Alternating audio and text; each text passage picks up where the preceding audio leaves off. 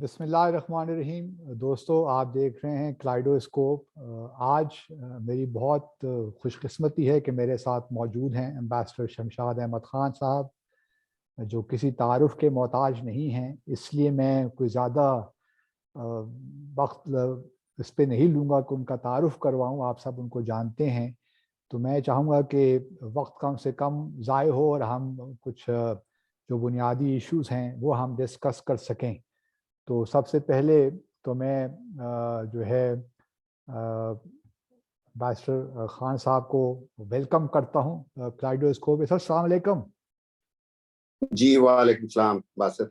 Sir पहले तो बहुत आपका शुक्रिया for sparing time for us, and because I wanted to do this interview conversation with you to recapture many things when you were the foreign secretary, also in important missions, as well as the current scenario.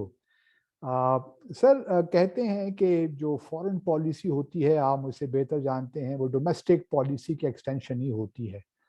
आप 1997 में पाकिस्तान के foreign secretary थे, तो 1997 में और 2021 में क्या हम माशी एतबार से, सियासी एतबार से कोई बेहतर पोजीशन में हैं इस वक्त, या हालात आपकी नज़र में कुछ बेहतर नहीं है बल्कि कुछ अबतर से हो गए हैं? आप कहाँ देखते हैं पाकिस्तान की डोमेस्टिक सारी इन्वायरमेंट को? बासित, पहले तो let me first of all thank you for providing me this welcome opportunity to be part of your program, Kaleidoscope, which I regularly follow. And I must compliment you that after your superannuation, you are keeping yourself in touch with our profession. Thank you. And it's really very encouraging to see you that you are having this program on regular basis to promote better awareness of our foreign policy and foreign policy related problems. Well, before I address your question on the evolution of our foreign policy from the 90s to the current times, let me just make one thing clear, that unfortunately many people in our country, including those who are well-read, educated people, they don't understand foreign policy in its real perspective. हर एक के जहन में ये है कि जैसे foreign policy is like your export policy, your import policy, state bank की policy. So what they don't understand is that foreign policy has nothing to do with any script, with any bullet points. ये कोई लिखा हुआ 14 नुकाती national action plan की तरह का मुसवदा नहीं होता जिन पर कभी अमल ना हो. Foreign policy, generally speaking, Basit, if I may say, of course you are familiar with this reality, that foreign policy is generally speaking the face that a nation wears on its shoulders to the outside world. एक हंसता खेलता चेहरा दिखाती है दुनिया को. तो वो फॉरेन पॉलिसी हर मुल्क की होती है जिससे वो अपना सेहतमंद वजूद जो है वो दुनिया के सामने रखती है एक रिस्पॉन्सिबल रियासत के तौर पर. But in essence, Basit, as we all know, you know, I know, foreign policy is nothing but the sum total of the values that must guide or that guide a nation in its endeavors to ensure its independence, its sovereign independence and territorial integrity. And it is the sum total of the national interests that a nation must preserve and safeguard in order to promote and protect its, again, sovereign independence and territorial integrity. So ये है foreign policy का sum total. You are right that foreign policy obviously has many dynamics which impel foreign policy, which condition foreign policy. In our case, and in that context, if I may say that especially geopolitics is the main factor. And challenges of geopolitics are crucial for every state, but in our case, they have been of exceptional importance, rooted as they are in our history as well as in geography. So that brings me to the two main dynamics that propel the direction of foreign policy: history and geography. Mm-hmm. Now, in terms of history, obviously, I don't have to spell out, I don't have to go back into our history, the legacy that we inherited. But in terms of geography, yes, because that in itself is the legacy of a troubled history, because we inherited not only... But sir, sorry to interject. Have we been able to reform ourselves domestically, strengthen ourselves domestically to gain more sovereignty, space in our foreign policy since 1997? Since you were the foreign secretary at that point in time, and if you compare the two time periods, how you look at Pakistan now in terms of our domestic strengths? Absolutely. I don't think we have evolved in any manner. I thought that 3 years ago, when the new leadership came to power, there was a flicker of hope. But unfortunately, during these 3 years, one has seen that there is no indication for any change whatsoever in terms of sovereign independence or in terms of overall domestic situation. वो जो हमारी आदत है पुरानी, हमें dependency mode में रहने की हमेशा आदत रही है. मुझे याद है जब भी कोई नया प्राइम मिनिस्टर मुंतखब होता था तो पहले उसका जो अहकामात होते थे फॉरेन ऑफिस को कि जी अब अगला दौरा कब करना है, अमेरिका का और सऊदी अरब का. Basically these two destinations were to be seen always in the context of our dependency. एक तरफ अगरचे हम spiritual dependency थी, ये और बात है कि हमारे हुक्मरानों ने जितने सरकारी खर्च पर उम्रे किए, pilgrimages की, उनके बदले में कभी भी अल्लाह की तरफ से हमें एक रत्ती भर, एक पेनी भी ब्लेसिंग की नहीं मिली, नसीब हुई. इसी तरह अमेरिका की तरफ जब भी जाते थे तो हम सिवाय हमें कंडीशनैलिटीज के, सिवाय हमें शराइत के कि ये करोगे तो ये होगा, ये करोगे तो ये होगा. अभी इमरान खान के आने के बाद एक नई सूरत जरूर पैदा हुई थी, given the character of the leadership, उसकी अपनी इंटेग्रिटी, उसका अपना करेज, कंसिस्टेंसी जो थी, रेपुटेशन, और उसने किसी हद तक शुरू में परफॉर्मेंस में वो शो भी की. लेकिन बदकिस्मती ये है कि ही इज ऑल अलोन, और वो डोमेस्टिकली बिल्कुल वो नहीं, सिचुएशन चेंज नहीं कर सका, ना डोमेस्टिकली और ना ही externally. But sir, despite all the advantages that he had. He also ended up visiting just recently Saudi Arabia and asking for assistance, financial assistance, and also parking $3 billion in the State Bank of Pakistan.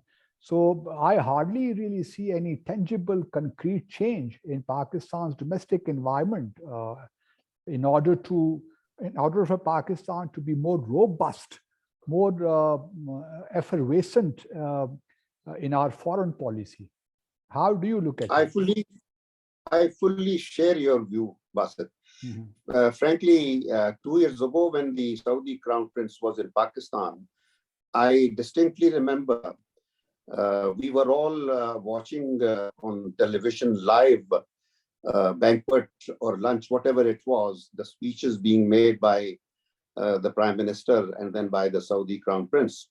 And after the speeches had been completed, the show should have been over. But at that stage, our Prime Minister took the floor again and he said that, Your Highness, if I may have your permission, if I may raise another matter. Now, live television, the world is watching him. Mm-hmm. And he makes a request which stunned everybody. And I was disappointed to see that, frankly. Mm-hmm. And that request was that he was asking the Crown Prince for releasing Pakistani prisoners in Saudi Arabia.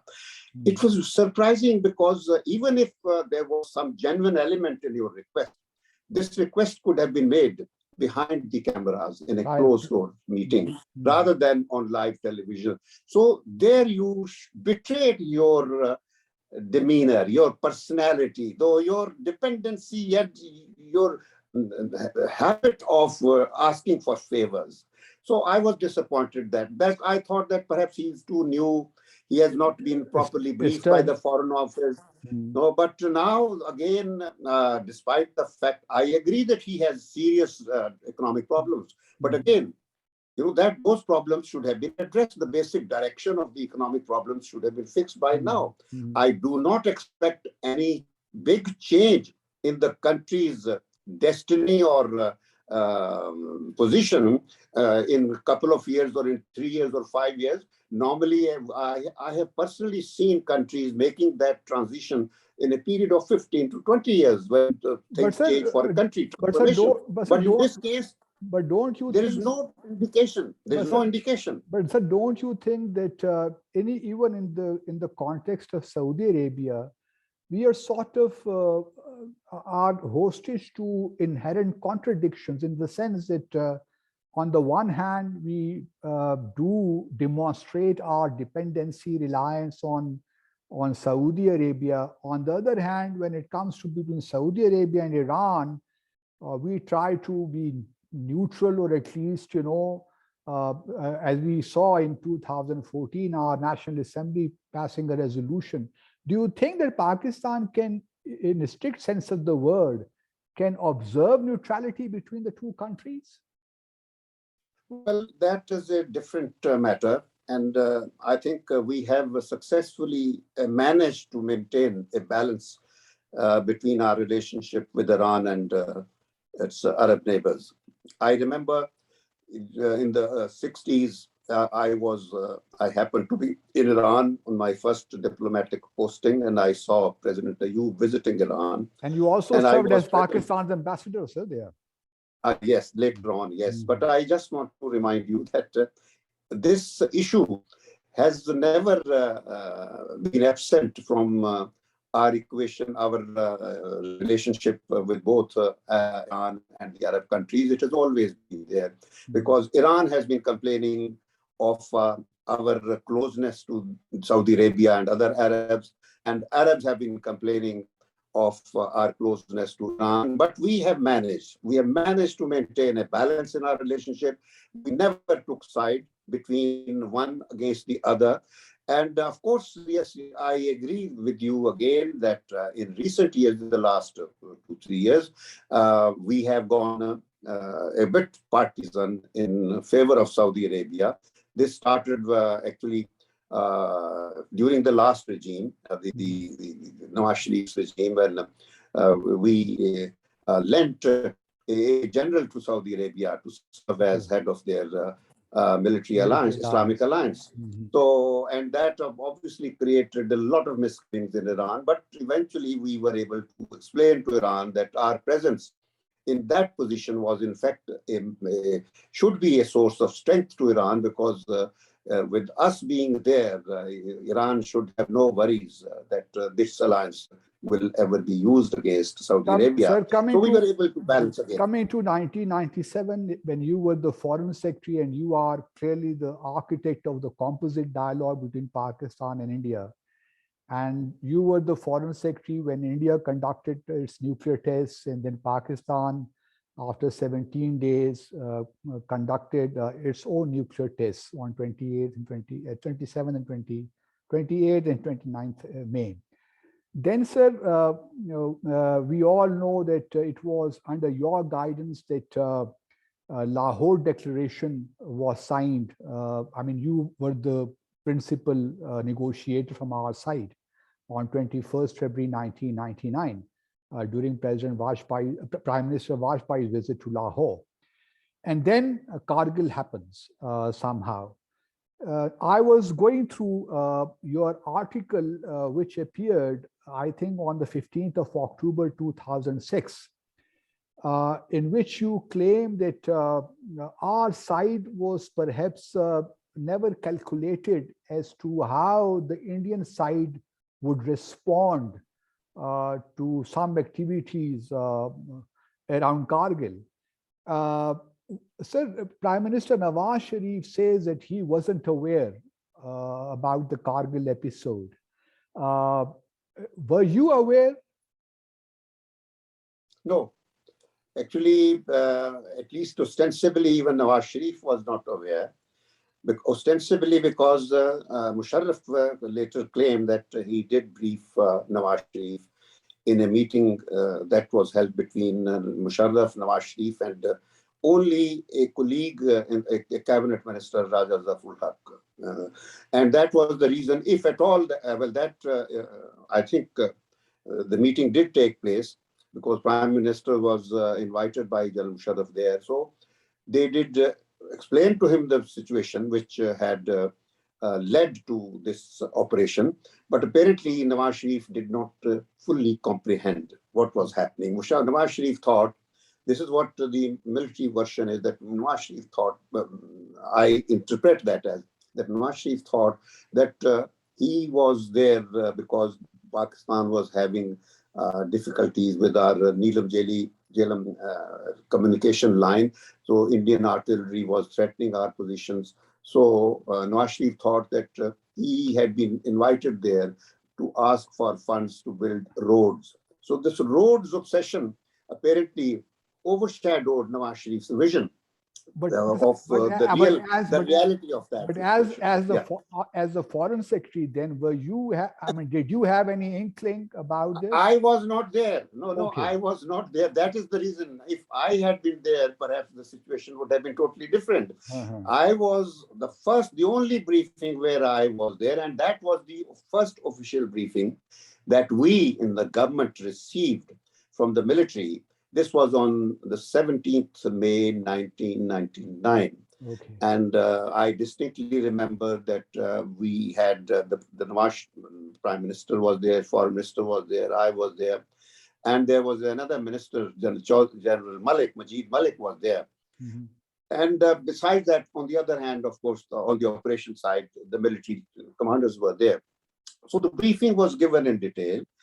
And the rationale of the Kargil operation was explained. And I, as Foreign Secretary, I was convinced of the genuineness of the operation. I thought that there is nothing wrong when you try to wrest back your territory from your enemy, which the enemy had snatched from you during a moment of our weakness in the aftermath of 1971 tragedy. Mm-hmm. So I thought that this was a good initiative. Mm-hmm. And if we have been able to capture so many peaks in the area which belong to us, so there's nothing wrong with it. But the counter argument is that in a nuclear environment, such a kind of misadventure, if people may say so. Yeah. No, you are right. You see, all these matters were raised. In fact, General Majid Malik had pointed out that what if India retaliates on the international border? So the military side, the generals who were in command at that time, they assured the civil leadership that no power in the world can ever now get these territories back. And that India is not in a position to open any other border. So these assurances were given. And after these assurances, I don't think any prime minister would tell his army that you give back the territory which belonged to us to the enemy. And that at that time, so the prime minister agreed. He said, in fact, हमने कहा कि जी चलो दुआ करो, तो दुआ की गई बाकायदा. तो लेकिन वो फिर within days things changed. I was entrusted a responsibility as Foreign Secretary that I have to assure the world that it is not us who are sitting at the peaks. It is the Mujahideen. So obviously, this was the logic that was being applied at the time. So what I did was I did my best as the head of the Foreign Office. So now, sir, but within 1997 and today, 2021, when you look at Pakistan-India relations, obviously the composite dialogue I mentioned earlier, you were the main architect of that. And then the composite dialogue did start in 2004 onwards, and we had back channel diplomacy on Kashmir. From our side, the late Niaz-e-Naik, one of your predecessors, and then from the Indian side, K.K. Mishra. Now, and then we had seen how India on 5th August 2019, stripped the occupied Kashmir of its special status. So how you now look at the current scenario in respect of Jammu and Kashmir? Do you think that there is any hope left to resolve this long-standing dispute commensurate with the aspirations of the people of Jammu and Kashmir, or you think now we have lost the opportunity and perhaps it would be resolved on the status quo basis? What are your thoughts on Kashmir, sir? Basit, you know that we have seen a long history of unproductive dialogues with India on Kashmir. And these dialogues started, in fact, in the 50s, Dixon, then Liaquat Ali Nehru, then Ayub Khan and Nehru, then Swaran Singh and Bhutto, and then the 90s foreign secretary level talks, and then in 97, my effort. So I was fortunate to bring about this composite dialogue agreement, a written agreement with a structured mechanism for continuation of the dialogue. The situation since then has gone through a tremendous change. If we were to try that exercise today, it would just not have been possible, because the leadership that India is now is in possession of, I would say India is in possession of this rabid leadership. So I don't think any positive result could have been expected. Current situation, well, as far as the present government is concerned, I think whatever it could have done, it has done very ably. I'm talking of the Prime Minister, not other elements within the government. In fact, it is other elements in the government which are the source of his weakness. His speech in the General Assembly was tremendous, and this was the first time in 70 years that the world listened to the Pakistani leader explaining the case of Kashmir, and which was understood, which was registered properly at the global level. But unfortunately, that speech has not been followed up at diplomatic levels. And for whatever reason, I don't know, obviously the biggest handicap for the present government is the lack of merits. There is no meritocracy. Jobs, ambassadors have been appointed without going through the due procedure. And the mistakes that previous governments used to make, those mistakes were made even with greater impunity. So what should be our India policy, sir, given all these, this well, at this moment, frankly, I do not expect that we should even try for dialogue with India on Kashmir. Because as long as we are domestically weak, I don't think we can expect any equitable or honorable peace with any country for that matter, whether it's India or any other neighboring state with which we have any problems. So our foremost priority has to be domestic consolidation, and it's become a curse basically. Begging bowl has become our जिसको कहते हैं ना लानत बन गई है इस मुल्क की कि एक न्यूक्लियर ताकत बनने के बाद we are the only country which is going around the world begging for aid.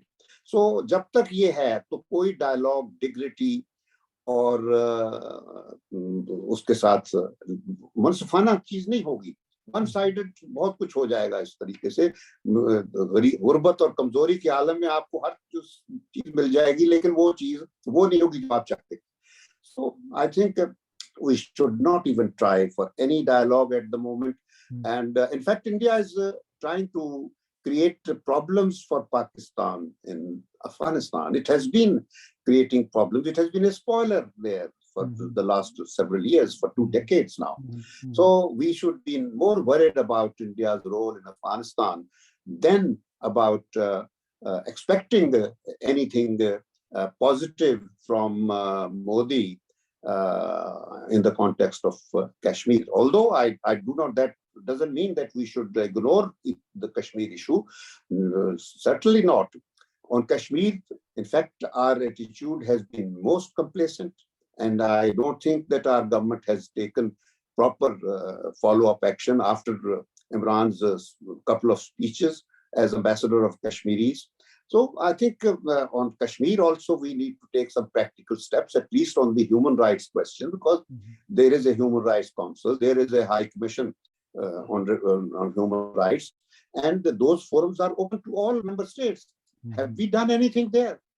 So our missions in New York and Geneva should have been more active, and we should have been reaching out even to the Nobel laureates. There are at least 20-30 living global laureates, those who have been award for their services to peace. So why not to tell them, why not persuade them to now, it's time for them to go to the occupied Kashmir and to smell वो क्या होता है वहाँ का जो बारूद सूंघ रहे हैं जाके, जो इंडिया की गोलियों का बारूद जो है वो उसकी खुशबू सूंघे, उनको पता चलेगा कि क्या इंसानियत के साथ क्या जुल्म हो रहा है. मगर हमारी तरफ से कभी इन लाइनों पर कभी सोचा ही नहीं गया. Coming to now US and China relations, do you think that at the helm there are people who are too, they're visibly inclined towards the West?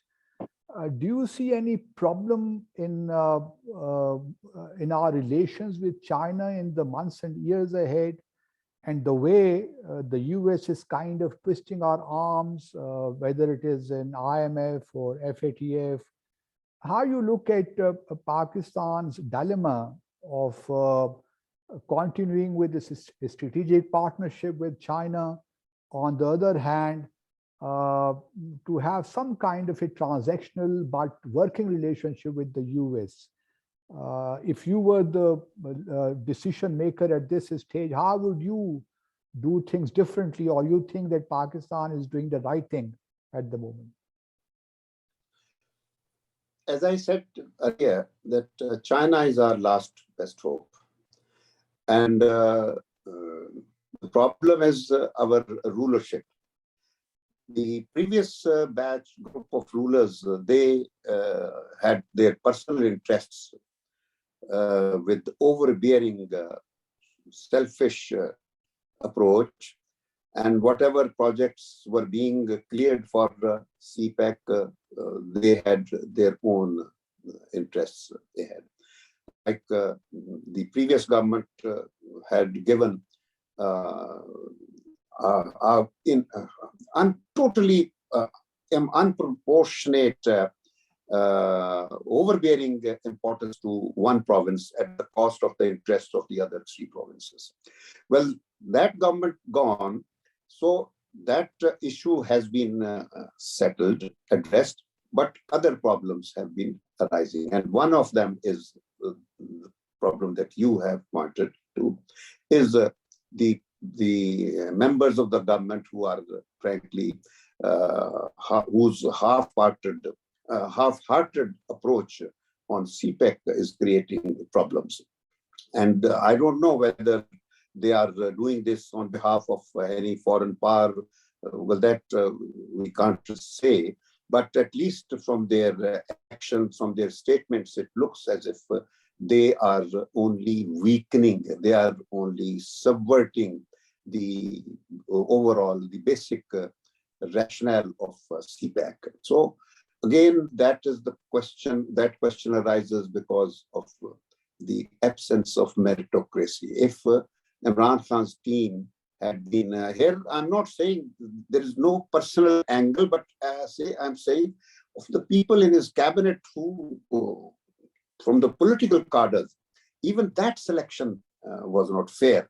So from the political cadre, he should have been selecting people who were of his own thinking, if he has the same thinking. Unless his thinking is also wavering, then I can't say anything. That if he is committed to the cause of China-Pakistan partnership, then obviously he should have selected as members of his team people who were equally committed, if not more, to this cause. So what now, sir? Now, as we know that Taliban have taken control of Afghanistan on the 15th of August this year, and the situation has abruptly changed on the ground.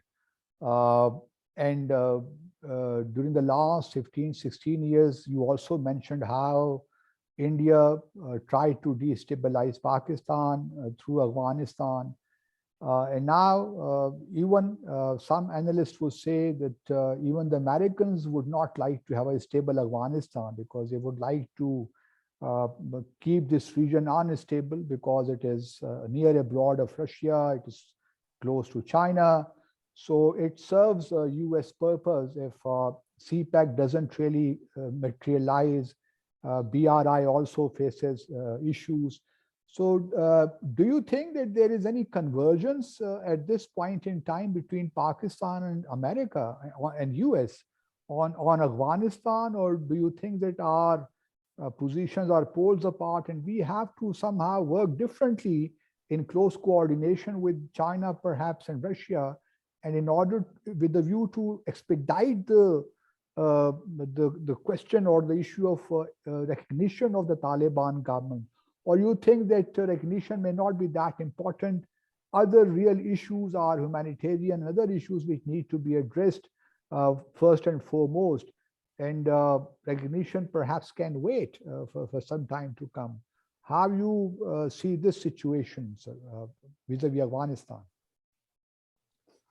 Well, I don't think that there is any convergence between our position on Afghanistan and United States. And I don't think United States left Afghanistan with the purpose of leaving behind a situation to promote peace. No. So the United States worldwide power ambitions are everlasting.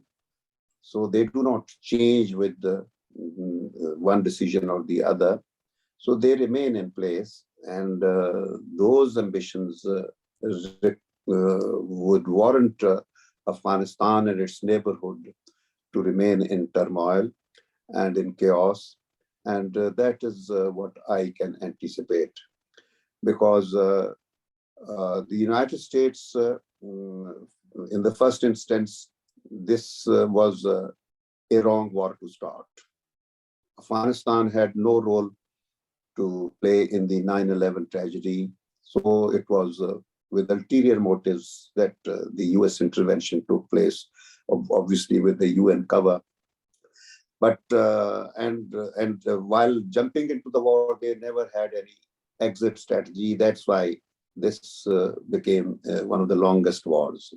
So now that the United States has tried to get rid of this war, an expensive war, their purpose still remains that Afghanistan should continue to simmer to an extent where China or Russia, or for that matter Pakistan, should not be able to draw any advantage from peace in Afghanistan. So this is my assessment. And I don't think it will make any difference because we can't encourage a recognition of Afghanistan as long as Taliban do not take the steps that will satisfy the global community. And I think the Taliban are by now wiser, and they might be taking those steps, but still the Afghan canvas ethnically is so murky that I don't think because of the cultural complexities, ethnic complexities, things are quite likely that the chaos in Afghanistan will linger on for some more time, and at the cost of the Afghans. So you don't. So you would not like to advise conflict in their country. So you would not advise Pakistan to take the plunge unnecessarily and recognize the Taliban government, even if it is. No, we have to. I know that I didn't mean that. Of course, we have to continue to play our role to promote the peaceful transition of the country to a political solution. And obviously the Afghan reconciliation has to be an Afghan-led and Afghan-owned process. But in that also, because we have a large Pashtun population, so we have a role to play in that Afghan reconciliation also. No other country in this region has these credentials that we have in seeking to promote peace and reconciliation of Afghanistan. So obviously we have to continue our efforts. But again, this time, the onus rests with the Afghanis themselves more than on any outside power, because previously we used to blame the Americans, although Americans cannot be exonerated of the responsibility of continued instability in Afghanistan at the moment.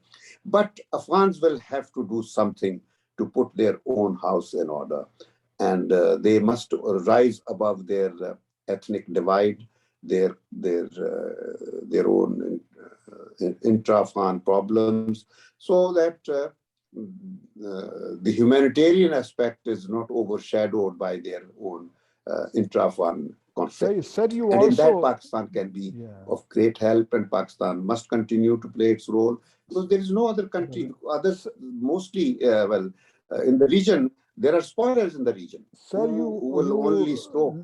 You also served as Pakistan's Consul General in New York.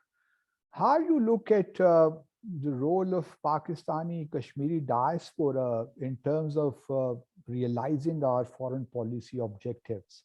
Do you think that we have been able to mobilize them, channelize their energies, or we have also been, or to the contrary, our political parties, our governments have played an active role in keeping the diaspora divided along political lines? So how do you see their role in realizing foreign policy objectives of Pakistan? Basit, as far as the Kashmiri diaspora in the United States is concerned, I think they are very highly educated people. They've been living there for a long time. People like Farooq Katwari and Dr. Fai, they are all there. So naturally, we don't have to make any special effort to mobilize the Kashmiri diaspora in the United States. We didn't have to, but we were always in touch with them. And we, even now, I'm sure our embassies are in touch with Kashmiri diaspora in the United States, in England, in Europe. But that is only a small segment of the whole scenario, because situation in Pakistan is being played out with the same negative intensity inside the Azad Jammu and Kashmir area, because we have Pakistani political parties dominating the politics there. So it is not the Kashmiris, but the Pakistani politics which is being played out there. That is why the divide and the bitterness and the corruption, all these elements are visible in Azad Kashmir also. Then above all these things, there is another aspect, that when we try to do something in northern areas in the larger security interests of the country. Kashmiris try to misperceive it, and they think that northern areas are part of Kashmir, and so this step should not be taken there, and this step should not be taken in Azad Kashmir, things like that. So I think Kashmiris are also oversensitive. What about Pakistani diaspora, sir, in realizing our foreign policy objectives? Pakistani diaspora, again, is highly politicized. You see, it is divided among the main political lines, PTI, Noon League, and People's Party. So, unfortunately, Pakistan, as a result, suffers. So, there is no cohesive projection of Pakistan as a responsible member of the international community. All the time, if the world community in major capitals of the world sees only in terms of divided people fighting with each other. So don't you think, Sindhir, Prime Minister Imran Khan can perhaps blaze a trail and wind up all its PTI chapters around the world in order to unite the Pakistani diaspora? Many things were expected, but I doubt that he has the vision of this kind. So I do not expect anymore any such initiative, frankly, because already there are other political elements. One or two sides, political dimensions are totally opposed to him. So the country stands further divided than it was 3 years ago. So this division has become deeper and deeper, and because of the basic reasons for this division, the corruption charges, the Panama, the other Pandora, all these aspects, I don't think there is any scope for unification or reconciliation. I don't think we should ever be thinking of that. It's just not possible. And in the first instance, this division should not have arisen because, look, India also has a diaspora. And India has many divisions in their country, but that diaspora never is divided on those lines. So we had now 3 successive elections in Pakistan. Do you think that finally civil-military relationship is settling down, or do you think that those intricate problems still exist in one way or another? How do you look at the political? Actually, the last 3 years were the best period of civil-military confluence, some kind of convergence. But the latest, I am not privy to what happened and what were the realities. But if what has been on the social media, if that is true, then I'm disappointed that basically what the government should have realized was that if it was in power today, the armed forces are not the government's adversary.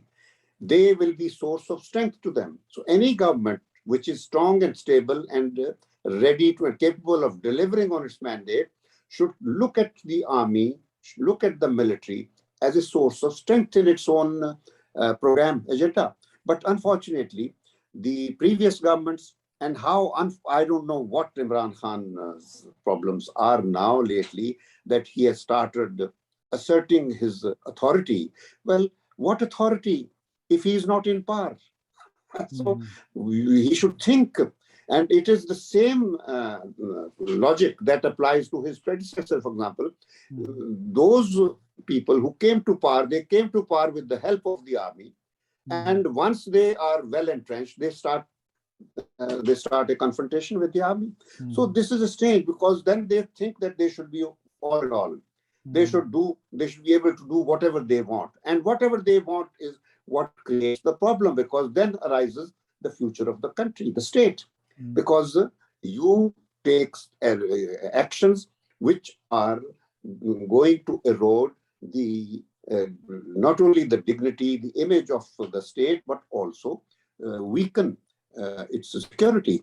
So these are the things. The day our civilian leaders, we have a cadre of civilian leaders, politicians who are capable of understanding the country's problems. They have a strategic vision of the issues that confront this state, which is geopolitically so important and yet so weak in every respect. So if they are capable of delivering on their mandate, if they can, let me give you a very simple example. National Action Plan of 2014, 18 points or 20 points. They were not a plan, though they were just a list of normal responsibilities of a normally functioning government in Pakistan. So if the governments had been functioning normally, then these plans would not have been necessary, because the governments would have been functioning normally. So the day the government starts functioning normally, I'm sure the military will have no interest in interfering. Military gets sucked in only when there is a vacuum. And it is the principle of physics that wherever there is a vacuum, any organized power in the vicinity of that vacuum will get sucked in. So this is our dilemma. I don't blame the army. I used to at one time.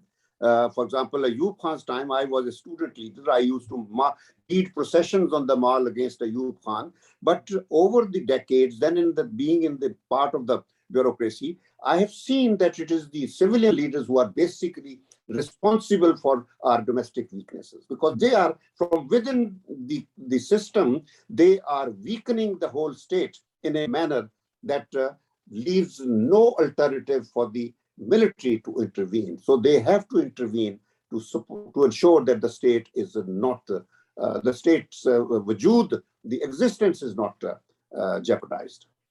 Thank you very much, sir. Because we have come to, the time is now, I think we just last minute of our conversation. So I'm really grateful to you for sparing time for us and enlightening us on challenges Pakistan is facing on the diplomatic front, as well as sharing your thoughts on the domestic scene as well. So thank you very much, sir. But Basit, if I may, please, sir, please. If I may, through your channel, if I may just address this message to the leadership of the country today. You know, I remember in 1796, because we are fond of often quoting America, American democracy, and all that. So 1796, the first American president, George Washington, in his farewell message, he had said one thing, which I think was a message to a state which was to be born maybe 200 years later in the form of Pakistan. So it was a message for Pakistan. And he had said, nations that leave themselves at the mercy of other powers do not deserve to remain independent states. And if they continue to seek disinterested favors from those powers, they lose their freedom of action altogether. So this is what he said. And the same message was given by Ahmad Nadeem Qasmi in a kitab, which I like to specifically quote here, जो ये हमारे हुक्मरानों के लिए है message, क्या अपना सुराग खुद नहीं पाओगे, क्या फिर कोई अजनबी बुला लाओगे, ये राह तो इस मोड़ पर मुड़ जाएगी, ए अहले वतन कहो कहाँ जाओगे. That's it. Very well summed up, sir. Thank you very, very much. And I'm really grateful to you. And inshallah, we'll keep benefiting from your insights, sir. Thank you very much. Very kind of you. Thank you. Bye.